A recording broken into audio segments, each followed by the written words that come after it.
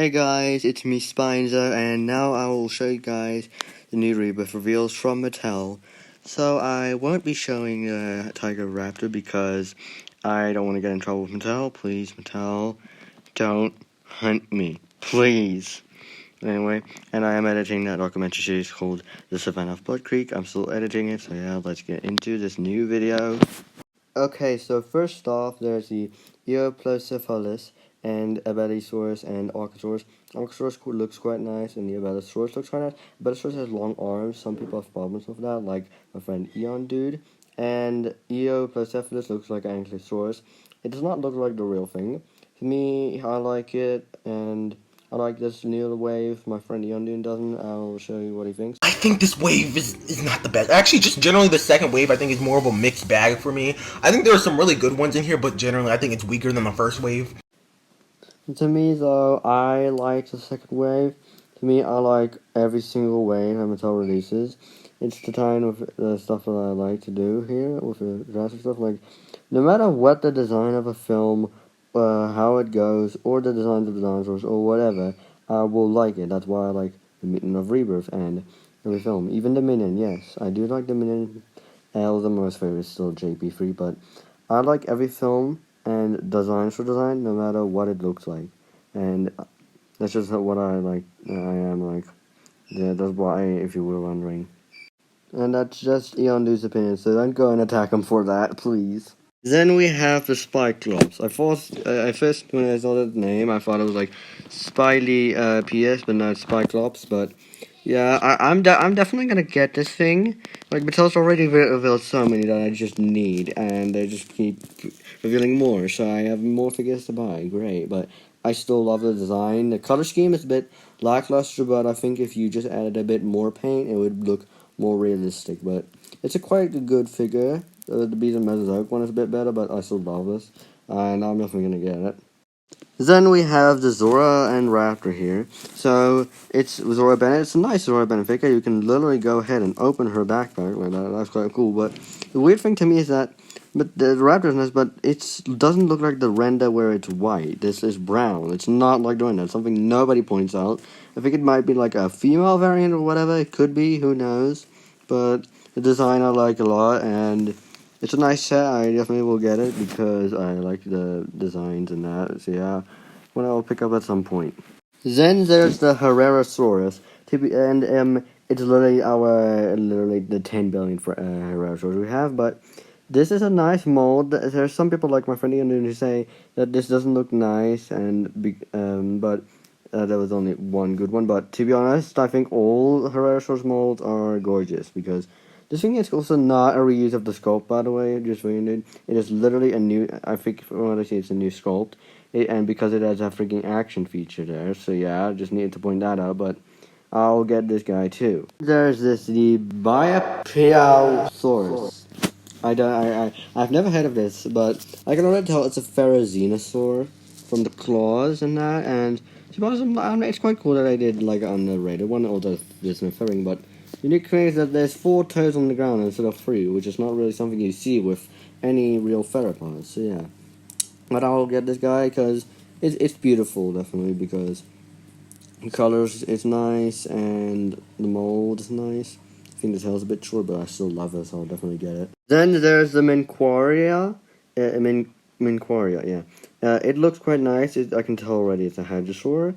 There's some people that say that the main torso is a bit a bit thin and that. And to be honest, I can see why, but I'm fine with it. One weird thing is the speckling, because it's yellow and not black. I'm fine with black, but yellow looks a bit weird to me, but it's also one that I will get, because it's nice. Besides a bit of a speckling, because it doesn't really look the best of the speckling that I've done, but I still like the figure. Then there's Nanotaurus, and yes, I know that there's still debate if it's a real genus or not. I don't care, and I think it's a real genus because I don't know what makes it look like. I don't know why you think it would be a juvenile dinosaur, but I love it. Its design looks nice. The skull looks a bit thick for the for the species here because it's usually thin, but they add their own like unique design choice for it, and the color schemes are quite nice. I'll also get this guy, probably maybe a free of them to make a pack or whatever.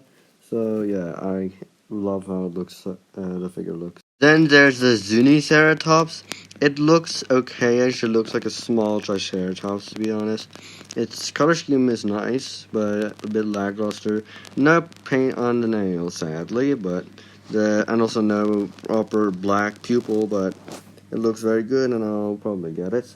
Then there's the Ailabator. It looks quite cool. It might be the flying thing that everybody at CinemaCon who saw that second trailer who said it was a flying bat. It might be this, but I like its design. Although I would like if it were to be like the Path of Titans one, because I love the Path of Titans one.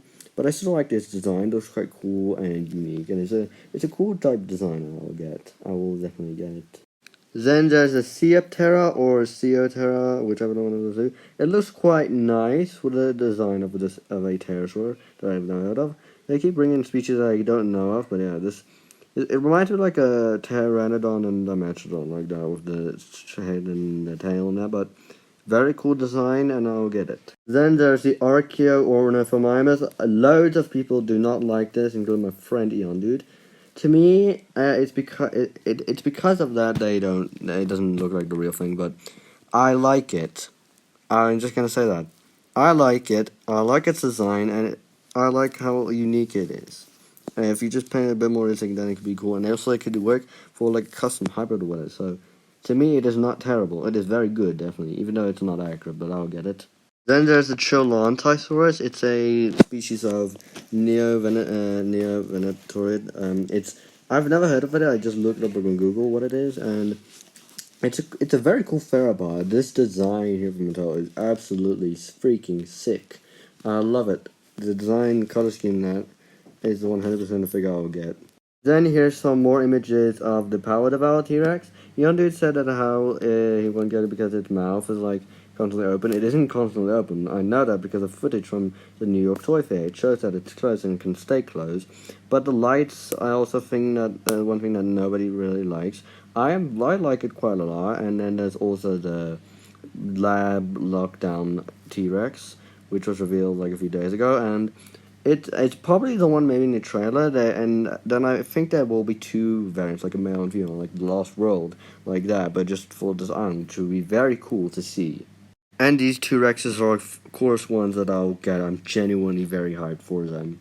Then there's the Purosaurus. I have been begging for years now, since I got into this community, for Mattel to do one of the big prehistoric crocodiles, because they did Sarcosuchus and Grapasuchus.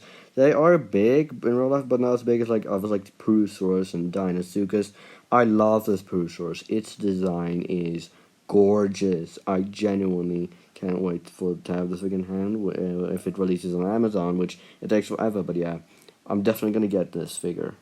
So that's been my opinions and on these new figures, and I will see you guys in my next video. Bye, folks.